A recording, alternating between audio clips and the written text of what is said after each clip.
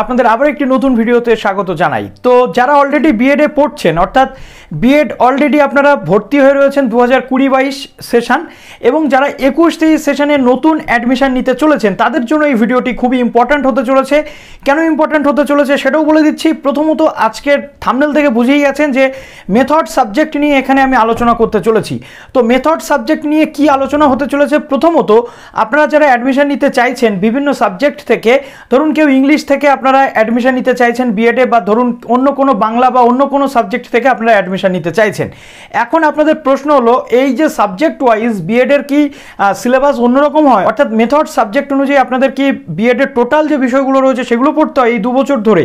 সেই প্রশ্নগুলোর উত্তর দেবো। এবং মেথড সাবজেক্টে আপনাদের কোন কোন সেমিস্টারে পড়তে হয়, কতটুকু পড়তে হয়, কি কি তার ক্রাইটেরিয়া থাকে, এবং অন্যান্য কি কি পেপার পড়তে হয় সেটাও আপনাদের এটা বলবো। অলরেডি B.Ed এর জন্য একটা সিলেবাস রিলেটেড ভিডিও আর বছরই আমি বানিয়ে রেখেছি, সেটা আপনারা সময় পেলে একটু চেক করে দেখে নেবেন। আমি ডেসক্রিপশনে লিঙ্ক দিয়ে দেবো। তো যারা এই চ্যানেলে নতুন আছেন অবশ্যই চ্যানেলটিকে সাবস্ক্রাইব করে বেল আইকনটি প্রেস করে দিন, যাতে সমস্ত এডুকেশনাল ভিডিওগুলো টাইম টু টাইম এখান থেকে আপনারা পেয়ে যান। তো প্রথম যে বিষয়টি আপনাদের সামনে আলোচনা করা সেটি হলো যে B.Ed এর মেথড সাবজেক্ট নিয়ে আপনারা অ্যাডমিশন নিচ্ছেন। এই মেথড সাবজেক্টটা আপনাদের কি সারা বছর পড়তে হয়? প্রথম প্রশ্নের উত্তর হচ্ছে একদমই নয়। ফার্স্ট সেমিস্টারে আপনাদের জেনারেল পেপার থাকে, আর 5টা ক্যান্ডিডেট অন্যান্য সাবজেক্ট থেকে যেই এখানে আসুক প্রত্যেককেই একই যে জেনারেল পেপার সেগুলো পড়তে হয়।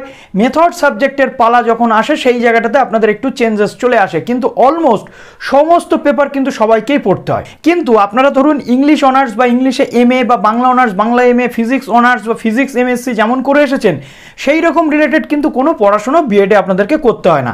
এখানে মেথড ওয়াইজ আপনাদের ভাগ করা থাকে, যে মেথডগুলি আপনাদেরকে কিভাবে সেই সাবজেক্টটাকে পড়াতে হবে সেই বিষয়গুলোকে আপনাদেরকে শেখানো হয়। জাস্ট টুলস অ্যান্ড টেকনিক্সগুলো আপনাদেরকে পড়ানো হয় মেথডোলজির মাধ্যমে।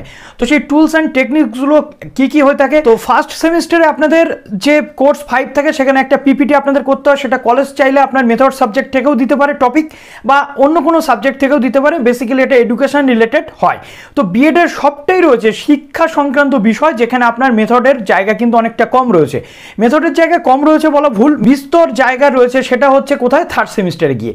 তো ফার্স্ট সেমিস্টার আপনার ক্রস করে নিলেন, মেথডের কোনো জায়গা আপনার থাকলো না। সেকেন্ড সেমিস্টারে আপনি চলে এলেন, কোর্স 3 বলে একটা কোর্স রয়েছে যেখানে আপনাকে মাইক্রো টিচিং করতে হচ্ছে। মাইক্রো টিচিংয়ে আপনার মেথডের একটা জায়গা চলে আসবে, যেখান থেকে আপনাকে একটা খাতা বানাতে হবে, এবং মাইক্রো টিচিংয়ের একটা প্রসেস রয়েছে, সেটা নিয়ে পরবর্তী ক্ষেত্রে আপনাদের সাথে আলোচনা করব ডিটেল। তো এরপর আপনাদের যে জায়গাটা আসে সেটা হচ্ছে কোর্স 7A। তো সেকেন্ড সেমিস্টারে এসে আপনাদের একটা মেথডের জায়গা রয়েছে, কিন্তু বাদবাকি যে পেপারগুলো জেনারেল পেপারগুলো রয়েছে বিস্তারিত যখন সিলেবাসটা ডিসকাস করব সেই সময় আপনাদের আমি এটা বলবো ডিটেল।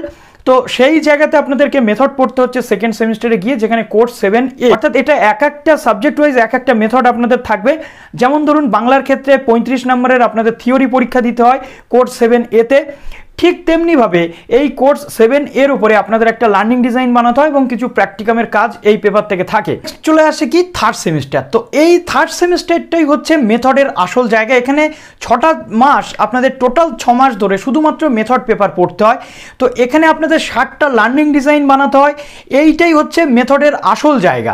এতদিন আপনারা মেথডের সাথে অল্প অল্প করে পরিচিত হতে পেরেছেন, এখানে এসে আপনাদের মেথডের প্রপার জিনিসগুলো কিন্তু পড়তে হবে। পুরো যে টুলস অ্যান্ড টেকনিকগুলো রয়েছে, অর্থাৎ মেথডের পার্ট বি, পার্ট এ আপনারা পড়ে এসেছেন সেকেন্ড সেমিস্টারে, এবং থার্ড সেমিস্টারে এসে কোর্স 7B। এখানে টোটাল যে নাম্বারটা রয়েছে 35 নম্বরের আপনাদের মেথড পেপার পড়তে হয়, যেটা শুধুমাত্র থিওরির জন্য।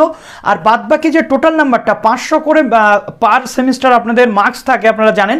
তো এই 500 নম্বরের মধ্যে শুধুমাত্র 35 নম্বর আপনাদের থিওরি পরীক্ষা দিতে হয়, অর্থাৎ 60টা আপনাদের লার্নিং ডিজাইন করতে হয়, এবং স্কুল বেসড অ্যাক্টিভিটিস রয়েছে বাদবাকি যে নাম্বারগুলো তার উপর।